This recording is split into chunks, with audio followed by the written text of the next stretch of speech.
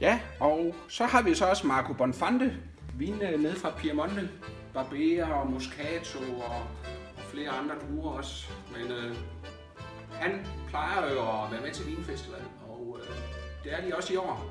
Han sender Francesco Giardino op, og de præsenterer Barbera d'Asti, Stella Rossa her. Meget, meget populær, god daglig vin i den bedre klasse. Menebo, som er den mere fadlærte Barbera. Og Top Barbera Rico Bonfante her fra en rigtig god skråning i Barbera-området i Asti. Og så har vi jo stjernen over dem alle, Albarossa-druen i form af den her Albarone. Den kan smages i årgang 2012.